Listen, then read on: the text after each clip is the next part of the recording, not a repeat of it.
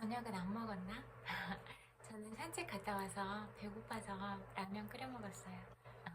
파랑 계란이랑 양파 넣어가지고 이것저것 넣었더니 배부르네요. 친구들, 오늘은 어떤 하루 보냈어요? 저는 오늘도 친구들 보고 싶어서 왔어요. 산책하러 나가보니까 도로 공사도 하고 있고 또 경찰분들, 소방서분들 이렇게 또 길에서 마주치기도 하고 또 길을 걸어 다니는 여러분들도 만나기도 하고 그랬어요. 오늘 그리고 스쳐갔던 인연들도 모두 다 행복했으면 좋겠다는 생각이 들었어요. 늘 이야기하지만 한 사람 한 사람은 너무나 소중하고 아름다운 사람들이잖아요. 그래서 친구들이 보낸 하루도 여러 가지 일이 있을 수도 있고 또 인연 관계 속에서 힘든 일을 겪을 수도 있었겠지만 그래도 마무리하는 이 시점은 괜찮은 하루였다고 생각되는 어떤 그런 일들이 있었으면 좋겠다 그런 생각이 들었어요. 또 혹은 어려운 그런 상황에 처해 있을 때도 어떻게 해결할 것인가 그렇게 하는 게 중요할 것 같아요. 그냥 저도 다른 어떤 표현하는 부분들을 보는데 그냥 잘했다 잘했다 하고 지나가기로 했어요. 그냥 지나가면서 잘했다 잘했어 하니까 되게 멋져가 하더라고요. 그래서 제 기분도 떨어뜨리지 않고 그분들한테도 그렇게 하지 않고 하는 방법은 그냥 무조건 잘했다고 큰 소리로 말해주고 지나가기로 했어요. 그래서 저한테 무례함을 표현하거나 그러면 잘했다 정말 잘했다 이렇게 뽕해주고 가려고 마음을 바꿨거든요. 그래서 저도 기분이 상하지 않고 상대가 저한테 어떤 마음으로 다가오더라도 서로서로 마음이 상하지 않는 그런 방법들을 생각해 볼게요. 고맙습니다. 제가 부족한데 제 마음을 많이 성찰하고 또 연마해 나갈 수 있도록 여러 자극들을 주셔서 감사드립니다. 제가 모난 제가 더 둥그러지도록 노력할게요. 고맙습니다. 그리고 늘 좋은 방향으로 성장하는 방향으로 그렇게 갈게요. 저도 많이 부족해서 배워야 될 점이 너무 많아요. 가르쳐주세요. 가르쳐주면 제가 또 그런 방법들을 보고 또 여러분들의 지혜를 배우고 또 제가 생각하는 부분은 그렇게 또 찾아가도록 할게요. 늘 감사드려요. 그리고 우리가 어떻게 하면 함께 잘 살아갈 수 있을 것인가 그런 부분들에 대해서 늘 고민하고 그렇게 사랑스러운 마음으로 그렇게 함께 가도록 해요. 그리고 내가 먼저 사랑스럽게 말하고 먼저 웃어주고 그런 태도가 정말 중요하다고 생각이 되거든요. 그래서 우리가 사랑한다, 고맙다, 오늘 괜찮은 하루 보냈어? 어떤 하루 보냈어? 이렇게 물어봐주는 그런 사소한 말들이 상대방한테는 따뜻하게 다가갈 수도 있다. 그렇게 생각이 돼요. 그러니까 나는 어떤 마음을 가지고 있고 어떤 말을 하고 있고 그런 사람인지를 스스로 돌아보는 게 중요할 것 같아요. 그래서 그렇게 관점들을 자꾸 나로 가지고 오는 게 중요한 것 같거든요. 그래서 다른 사람들이 뭐가 중요해요. 물론 함께 살아가는 그런 대상에서는 중요한 존재이기도 하지만 정말로 아무것도 나한테 해를 끼치지 않았는데 내가 저 사람을 함부로 비난하고 험담하고 평가하고 나의 인식의 틀로 저 사람을 재단해야 될 문제인가? 그렇게 생각해보면 이런 생각을 하고 이런 마음을 품고 있는 것도 다 나 자신이잖아요. 내가 내 인식의 틀로만 상대방을 보는 건데 내가 본 상대방이 상대방의 전부일까요? 아니에요. 나는 내가 생각할 수 있는 그 요만한 틀로 상대를 보는 거예요. 상대가 다 담기지 않을 만큼 더 그릇이 큰 사람일 수도 있어요. 물론 작은 마음을 가지고 있는 그런 사람들도 많이 있지만 그렇게 상대의 마음을 깊이 있게 모를 때에는 안다고 할 수가 없는 거예요. 그래서 누가 상대를 안다고 그렇게 함부로 말하고 상대가 어떤 환경에서 처해서 살아오면서 어떤 삶들을 영위해 나갔는지는 알 수가 없잖아요. 그러니까 그냥 우리가 만나는 인연들, 그 인연들 속에서 우리가 할 수 있는 최대한의 뭐 어려운 것도 아니잖아요. 정말 사랑한다고, 수고했다고, 응원한다고, 정말 잘했다고 이런 말들이 힘든 것도 아니잖아요. 그리고 우리가 이런 표현들은 그래도 살아있을 때 할 수 있는 마음들이잖아요. 그래서 가능한 한 이런 표현들을 많이 하고 살았으면 좋겠다 그런 마음이 들어요. 그리고 저는 늘 오늘 처해 있는 이 순간이 마지막 축제라고 늘 생각을 하거든요. 왜냐하면 사람의 끝은 알 수가 없잖아요. 우연한 사고가 발생할 수도 있고 또 병에 걸릴 수도 있고 그런 것들은 알 수가 없잖아요. 그래서 그냥 하루하루 맞이하는 순간 매 순간들마다 내가 행복을 느끼고 또 내가 받은 감사한 마음들을 정말 고맙다고 표현하고 그렇게 표현을 많이 하면서 살아가려고 노력해요. 그리고 나는 다른 사람들한테 어떤 사람으로 자리 잡을 수 있을 것인가 그 부분도 생각을 해보세요. 내가 하는 말과 그런 품격들이 다른 사람들한테도 영향을 주고 그 사람들 마음에도 다 스며들 텐데 나는 과연 다른 사람들로부터 어떤 평가를 받고 있을까 그 부분을 생각해 보세요. 내가 다른 사람을 평가하고 비난하려고 하기보다는 나는 다른 사람들한테 어떻게 부각이 되어 있고 어떻게 인식이 되어 있을까 그 부분을 늘 우리가 성찰해 보는 게 더 중요한 건 아닐까요? 저는 그렇게 생각해요. 그래서 관점들을 늘 나로 가지고 오고 내 마음을 아름답게 가꾸어 나가는 것 이게 중요할 것 같아요. 왜냐하면 한 사람 한 사람 예쁘지 않은 사람이 없잖아요. 어떻게 그렇게 예쁠 수가 있는지 진짜 바라보기에도 너무 소중한 사람들이잖아요. 아, 나는 정말 사랑스럽고 귀한 사람이야.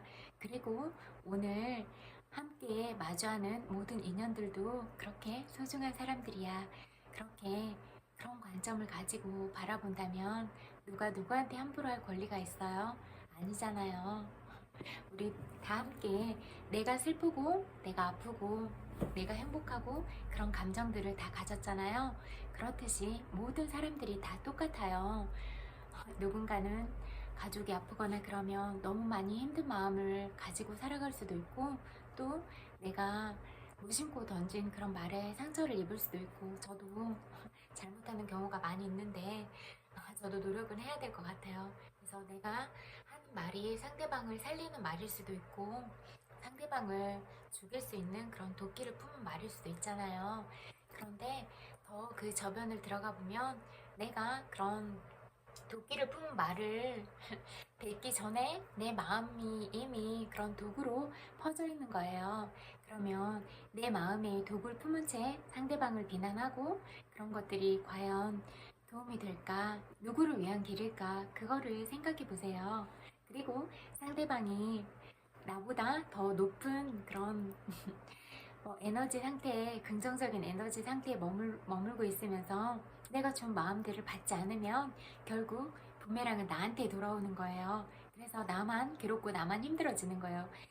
1차적으로는 내가 이런 독한 마음을 품었기 때문에 나의 신체랑 마음이 이미 그런 독기운을 머금었다. 그리고 상대한테 내가 그 화살을 날렸는데 상대가 받고 싶지 않은 선물이야 라고 해서 반사를 시켰을 때 또 그게 2차적인 충격이 나한테 가해진다. 그렇게 보면 결국 누구 손해예요? 그렇게 생각해 보세요. 그런데 내가 상대방을 칭찬하는 말을 했어. 그리고 상대방한테 너무 사랑스럽다고, 너무 예쁘다고 그런 말을 했어. 그러면 그 말할 때 내 마음이 이미 너무 행복하잖아요. 왜냐면 예쁜 마음을 품고 저 사람한테 하는 말이니까 1차적으로 내 마음이 행복하다. 그리고 2차적으로 사랑스러운 말을 했어. 그러면 그 말을 들은 사람이 또 기분이 좋아졌잖아요. 그러면 상대가 또 나한테 그렇게 사랑스러운 말을 해줄 거예요. 그러면 또 그 말을 듣고 또 내가 기분이 좋아져. 이게 계속 선순환 구조로 돌아갈 수가 있는 거예요. 그리고 기분이 좋아진 상대방이 또 다른 사람한테 가서 그런 선한 기운을 뿜었어. 그리고 그런 해피바이러스를 나눴어. 그러면 그런 행복의 파장들이 정말 해피바이러스처럼 계속 가정, 사회, 국가, 전 세계로 이렇게 퍼져 나가는 거예요.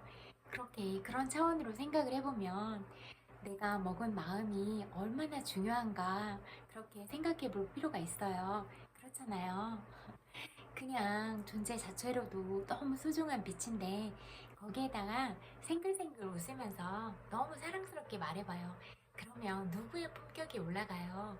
말하는 나의 품격이 올라가는 거예요. 그리고 상대가 나를 봤을 때 아, 저 사람 정말 품격 있다. 나도 저 사람의 태도랑 말을 성품을 담고 싶어. 그렇게 우리가 누구한테 그렇게 귀감이 되는 사람이 되는 게 더 멋지지 않을까요? 아, 반대로, 아, 저 사람은 맨날 누구 욕만 해. 맨날 우울한 말만 하고 있고, 맨날 누구를 뭐 비관하는 말만 하고 있어. 그러면 그렇게 우울한 사람 곁에 가고 싶으세요? 전 아닐 것 같아요. 이왕이면 늘 생글생글 웃고, 늘 사랑스럽게 말하고, 늘 성장으로 가는 그런 사람 곁에 오래 머물고 싶고, 그런 사람이랑 친구하고 싶을 것 같거든요. 그래서 나는 어떤 사람인가 그렇게 생각해 보세요. 그게 가장 중요해요. 그래서 첫 번째는 나의 마음, 나의 감정, 그리고 내가 어떤 성품을 가졌나, 어떤 성격을 가졌나, 그렇게 관점을 늘 나로 가지고 와서 나를 살펴보세요. 그리고 정말 어른에서부터 어린아이 누구 하나 예쁘고 사랑스럽지 않은 사람은 단 한 명도 없어요. 그래서 우리가 그냥 뭘 잘해서 예쁨을 받고 사랑을 받아야 되는 게 아니라 그냥 생명을 가진 한 사람이라는 그 이유가 정말로 존중을 받아야 되는 거예요. 그래서 내가 누군가의 권리를 함부로 침해하면 절대로 안 되고 또 다른 사람도 마찬가지고 서로서로 존중하는 마음이 있을 때 조금 더 아름다운 그런 세상이 될 수 있을 것 같거든요. 그래서 저는 늘 보고 싶었다고 말하고 늘 사랑한다고 말하고 싶어요. 그리고 진짜 너무너무 예쁜 사람들이잖아요. 바라보기에도 아깝다. 바라보기에도 눈물이 날 것 같다. 그런 생각들이 많이 들어요. 그러면 그런 사람들한테 함부로 할 이유가 어딨어요. 머리카락부터 뭐 팔에 난 솜털, 머리부터 발끝까지 다 예쁘고 사랑스러운데 그런 사람들한테 어떻게 함부로 할 수가 있어요. 그냥 너무너무 예쁜데 그래서 그냥 예쁘게 바라보는 것 그게 정말로 중요하다 이렇게 말씀드리고 싶어요. 정말 많이 사랑해요. 정말 보고 싶어서 찾아왔어요. 책 읽어드릴게요. 놓아버리면 읽어드릴게요.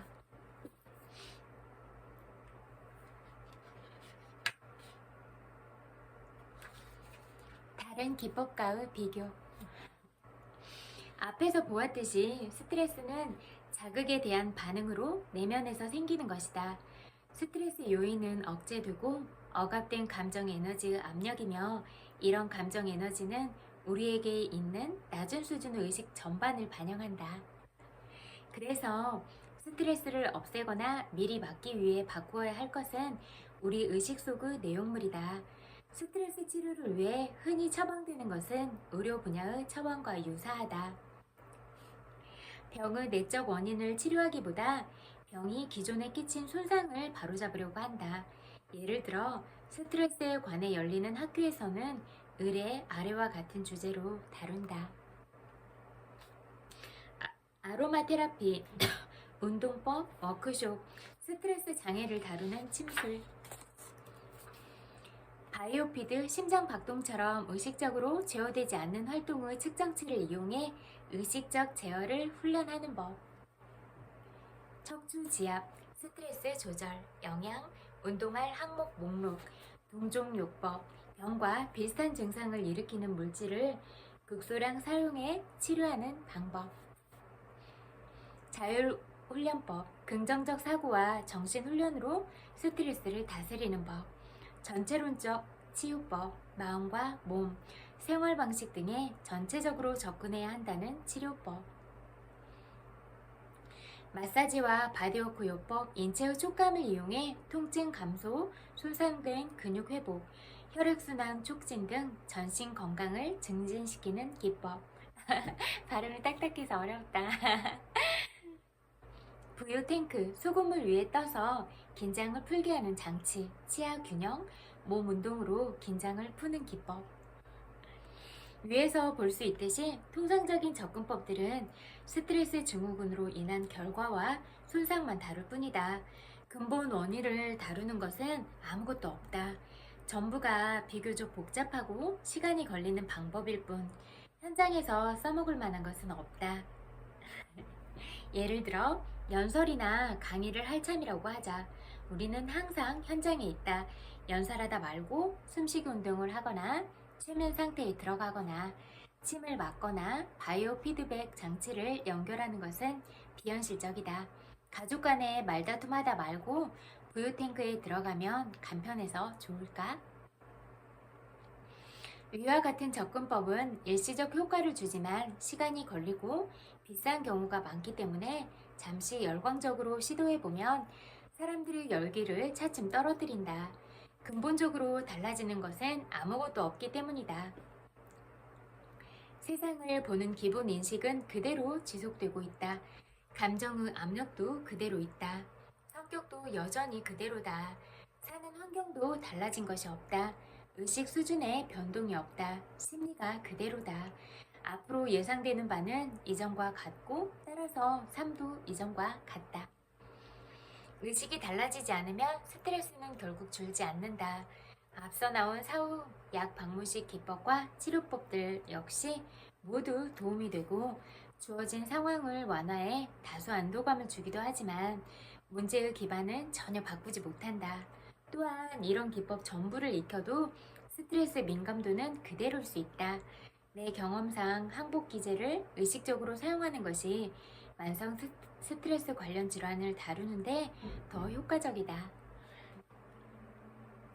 항복 기제는 감정적 원인을 근본적으로 없애기 때문에 자연 발생적으로 병이 치유되며 추가 치료가 필요 없는 경우가 많다.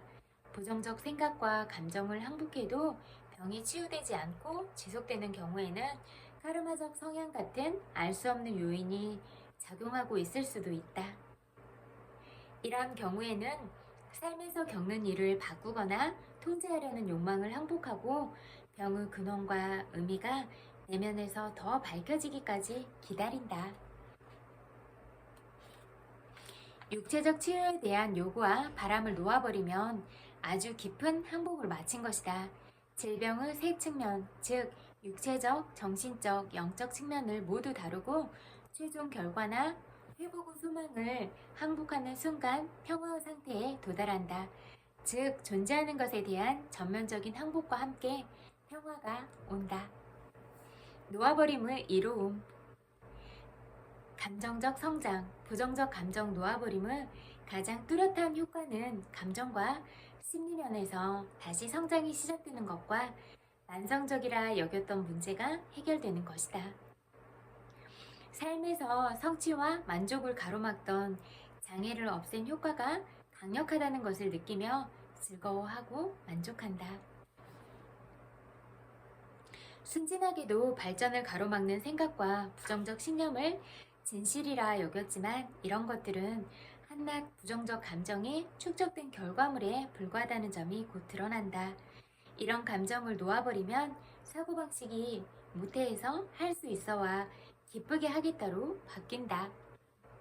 삶의 모든 면에서 가능성이 생긴다. 서툴거나 내보이지 못하던 일을 기쁨과 활기에 넘쳐 힘들이지 않고 할 수 있게 된다. 이 같은 진전의 예를 지적이고 성공도 했지만 평생 춤과는 거리가 멀었던 중년의 전문직 남자가 겪은 일에서 볼 수 있다. 유달리 춤을 잘 추고 싶어 했던 남자는 개인 강습을 받는 등 노력을 기울였다. 그렇지만 강습 때마다 뻣뻣하고 서툴러서 남의 시선을 의식하기만 했다. 때로 의지를 갖고 댄스 플로어에 나가 간신히 춤추는 신용을 하기도 했지만 즐겁기는커녕 마음이 편치 않았다. 춤 동작은 뻣뻣하고 일일이 생각해서 하는 티가 났으며 춤추는 일 자체가 아무런 만족감을 주지 못해 자존감에도 아무런 보탬이 되지 않았다. 남자가 항복기제를 수행한 지 1년이 지난 무렵 어느 파티에서 남자에게 춤을 추자며 계속 권하는 여자가 있었다. 춤 못 추는 거 아시잖아요. 남자는 사양했고 에이 말도 안 돼요. 한번 해봐요. 여자는 집요하게 졸랐다.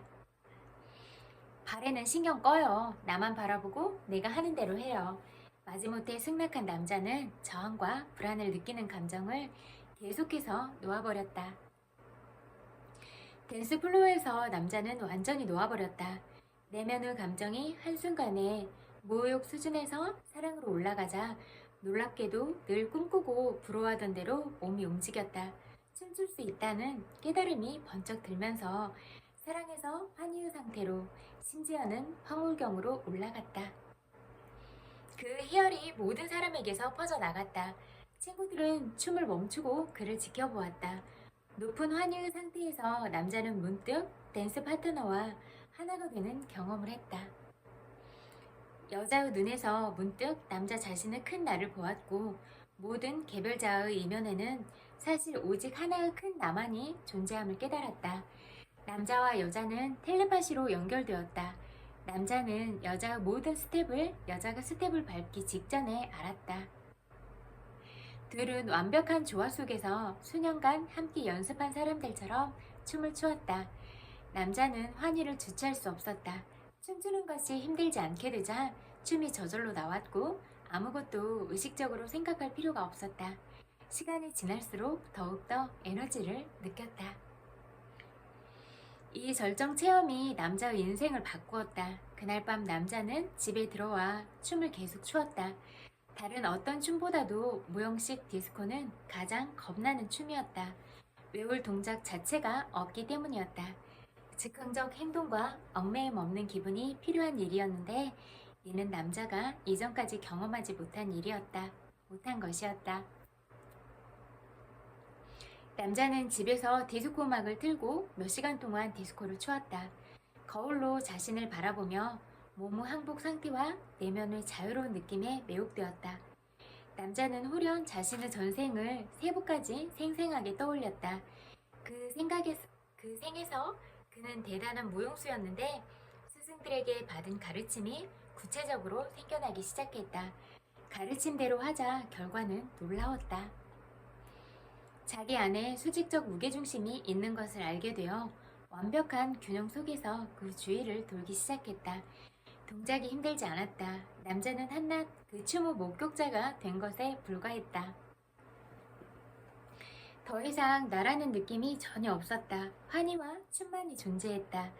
나아가 남자는 이슬람 신비주의 전통을 빙빙 도는 춤을 근원적으로 이해했다. 현기증과 필요 없이 빙글빙글 돌 수 있는 그들의 능력, 그런 특정의 의식 상태는 개별 자아의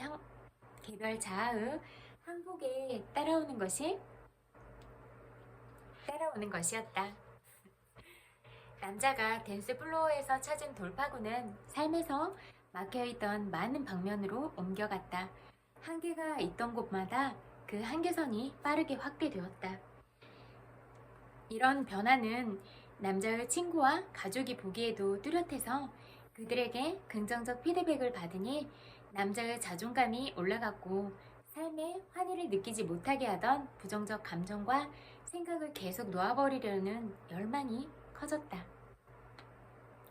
이 경험을 자세하게 다룬 것에는 몇 가지 이유가 있다. 먼저 이 경험은 앞에서 제시한 의식의 척도를 실증한다. 남자는 50년간 춤이라는 방면에서 난 못해라는 믿음과 함께 척도 맨 아래에 있었다. 이 억제 성향으로 자존감이 떨어졌고 회피 반응이 생겼다. 수년간 남자는 춤출 일이 있을 것 같은 친목 모임을 애써 피했다. 자신의 억제 성향이 남자는 분노했고 그래서 누가 춤추자고 권하기만 해도 분노를 느꼈다. 그러나 앞서 언급한 경험에서 남자는 불과 몇 초, 몇 분 사이에 척도 전체의 감정을 전부 느끼며 잇따라 맨 위까지 올라갔다. 그 지점에서 갑자기 고도 영적 자각과 함께 높은 의식이 나타났다. 높은 의식의 성장과 함께 이해를 얻었고 텔레파시, 의사소통, 동시성, 전생 기억 같은 심령 능력까지 나타났다. 결과적으로 남자는 삶에서 행동이 달라졌고 그 탄력에 힘입어 수없이 많은 장애와 한계를 넘었다. 사회에서도 긍정적 반응을 얻었고 긍정적 피드백에 힘입어 이미 진행 중인 성장에 더욱 강한 동기를 부여받았다. 한국기재 사용자들의 보고에 의하면 감정 성장 속도는 부정적 감정을 항복하는 일관된 자세와 관계가 있을 뿐 나이와는 무관하다고 한다. 10대에서 80대에 이르는 사람들이 동일하게 항복 혜택을 받았다. 억압받고 억제된 감정이 올라오지 않게 하려면 역방향의 에너지가 필요하다. 감정을 억누르는 데는 에너지가 들어간다. 그런 감정을 포기하고 나면 부정성을 억누르던 에너지가 풀려나 건설적으로 쓰인다. 놓아버린 결과로 창조와 성장, 일, 대인관계에 쓸 수 있는 에너지가 늘어난다. 긍정적인 활동이 질적으로 좋아지고 즐거움도 커진다. 부정적 프로그램의 반대 작용을 해결하지 못하는 한 사람들은 대부분 탈진 상태라 경험의 질이 높아지기 어렵다.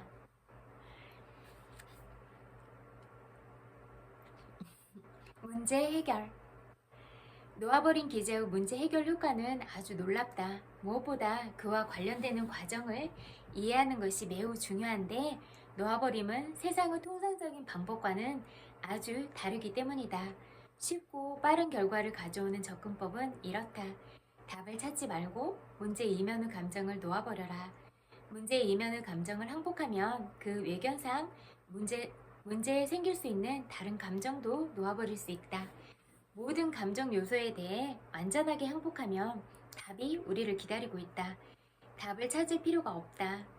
문제 해결을 위해 마음이 시간을 비효율적으로 쓰는 것과 비교할 때 놓아버리는 방법이 얼마나 쉽고 단순한지를 따져보라. 자판을 일일이 보면서 치듯 대개 마음은 가능한 답을 찾아 이걸 더듬거렸다가 다시 저걸 더듬거리곤 한다. 마음이 결정을 내리지 못하는 이유는 답이 없는 곳에서 찾고 있기 때문이다.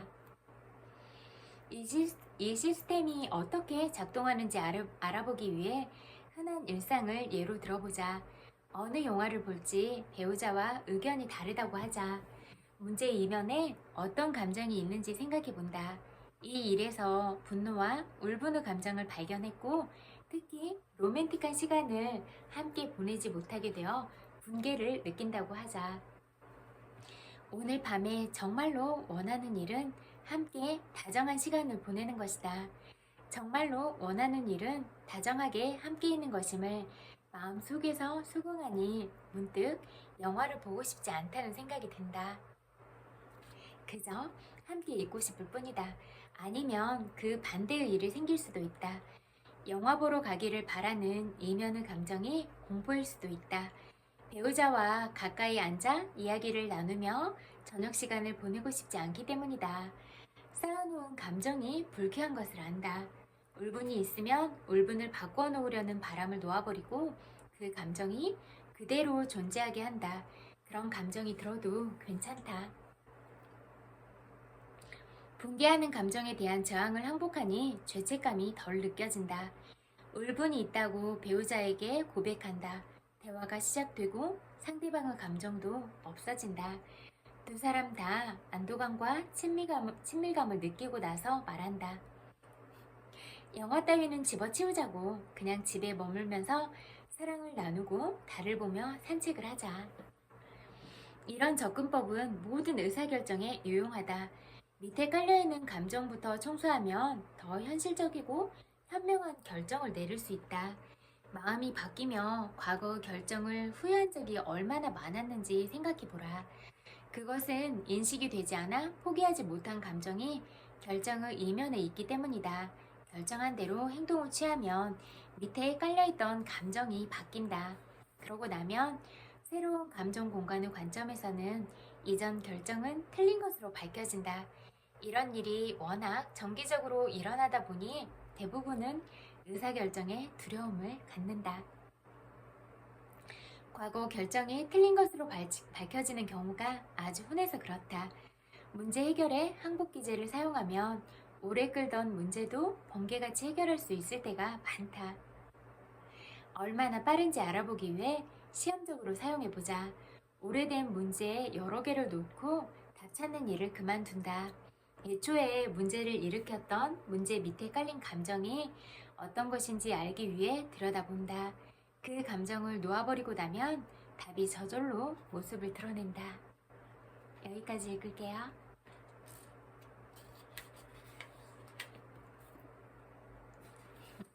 나는 4시간만 일한다 읽어드릴게요.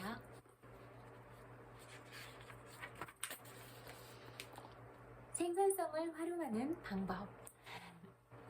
자, 이제 당신이 가진 시간으로 무엇을 하고 싶은지 정했으니 그 시간만 만들어내면 된다. 물론 수입을 유지하거나 늘리면서 시간을 확보하는 게 관건이다. 여기서 알려주는 대로만 한다면 생산성이 100%에서 500% 정도 오르는 걸 경험하게 될 것이다. 바로 이것이 이 장이 의도하는 바이기도 하다. 생산성 향상이라는 원칙에서는 직장인과 기업가 모두에게 똑같이 적용되지만 생산성 향상의 목적은 서로 완전히 다르다. 첫째, 직장인은 임금 인상과 원격 근무 합의라는 두 가지 목적을 위해 협상력을 높인다는 측면에서 생산성을 올리려고 한다. 이 책의 첫 장에도 나와 있듯이 류리치에 합류하는 일반적인 과정은 DEAL, 정의, 제거, 자동화, 해방의 순서인데 당분간 고용 상태로 남아있겠다는 직장인들은 DELA, 정의, 제거, 해방, 자동화 순서로 진행해야 한다고 말한 걸 기억하는지. 이렇게 하는 이유는 처한 환경과 관련이 있다. 예를 들어 직장인들은 일주일에 10시간 일하는 시간을 줄이기 전에 사무실이라는 환경에서 벗어날 필요가 있다. 왜냐하면 고용 상태일 경우 회사는 당신에게 오전 9시부터 오후 5시까지 계속해서 일하기를 기대하기 때문이다. 당신이 과거보다 2배의 성과를 올린다고 해도 동료들이 일하는 시간을 4분의 1만큼 일한다면 해고될 가능성이 높다. 심지어 당신이 일주일에 10시간 일하면서 40시간 일하는 사람들보다 2배의 성과를 올리더라도 회사는 당신에게 일주일에 40시간을 채워 일하고 8배의 성과를 내라고 요구할 것이다. 이렇게 되면 일은 끝이 없게 된다. 당신은 바로 이런 상황을 피해야 하므로 먼저 사무실이라는 환경에서 해방될 필요가 있다. 당신이 직장인이라면 이 장은 당신의 가치를 높여서 회사가 당신을 해고하는 것보다 임금을 올려주고 원격 근무에 합의해주는 것이 더 낫다는 걸 깨닫도록 해줄 것이다. 당신의 목표는 이것이다. 일단 임금 인상과 원격 근무에 대한 합의가 이루어지려면 관료주의적 간섭 없이도 일하는 시간을 줄일 수 있고 그 결과로 생기는 여유 시간을 꿈을 이루기 위해 사용할 수 있게 된다. 기업가의 목표는 직장인의 경우보다 덜 복잡하다. 왜냐하면 대개는 늘어난 수입의 직접적인 수혜자가 자신이기 때문이다. 기업가의 목표는 수입을 증가시키면서 일의 양을 줄이는 것이다. 이것으로 업무 자동화를 위한 준비를 갖추게 되고 그 다음에는 자동화가 당신의 업무에서 해방시켜준다. 자, 두 경우 모두를 위해 몇 가지 정의를 짚고 넘어가자. 효과, 효율. 효과라는 것은 당신의 목표에 가까워지도록 일을 하는 것인 반면 효율이라는 것은 그 일이 중요하건 그렇지 않건 가능한 가장 경제적인 방식으로 주어진 임무를 수행하는 것을 말한다. 대부분의 사람들은 효과적인지 아닌지도 고려하지 않은 채 효율적으로만 일하려고 한다. 최고 방문 판매 사원은 효율적이다. 즉, 방문 판매를 하는데 시간을 낭비하지 않으며 치밀하고 뛰어나다는 뜻이다. 하지만 효과라는 면에서 보자면 그 사람은 영 잼뱅이다. 이메일이나 광고, 우편물 같은 더 나은 수단을 사용한다면 더 많이 팔 수 있기 때문이다. 위의 정의는 하루에 30번씩 이메일을 확인하고 정교한 체계를 만들어 이메일 폴더를 정리하며 이 정신나간 일들을 가능한 가장 빨리 할 수 있는 기술을 개발하는 사람에게도 해당된다. 사실 나야말로 한때는 이런 다람쥐 쳇바퀴 도는 일의 달인이었다. 이런 일은 효율적이기는 하지만 방향이 어긋난 것이며 효과적인 것과는 거리가 멀다. 여기서는 명심해야 할 두 가지 자명한 이치가 있다. 1. 중요하지 않은 일을 잘한다고 해서 그 일이 중요해지는 것은 아니다. 2. 많은 시간이 들어가는 일이라고 해서 그 일이 중요한 것은 아니다. 지금 이 순간부터 이 말을 기억하라. 무엇을 하느냐가 어떻게 하느냐보다 훨씬 더 중요하다. 여전히 효율성도 중요하다. 하지만 적절한 일에 적용되지 않으면 소용없다. 자, 적절한 일을 찾기 위해 정원으로 나가볼까? 여기까지 읽을게요. 오늘도 또 제 이야기 들어주셔서 너무너무 감사해요. 그리고 요즘 생각하는데 진짜 사람의 가치, 그리고 정말로 소중한 사람의 그런 마음, 진짜 사랑을 아는 사람들이 몇이나 될까, 그런 생각들을 많이 해보게 됐어요. 그래서 잘 모르겠더라고요.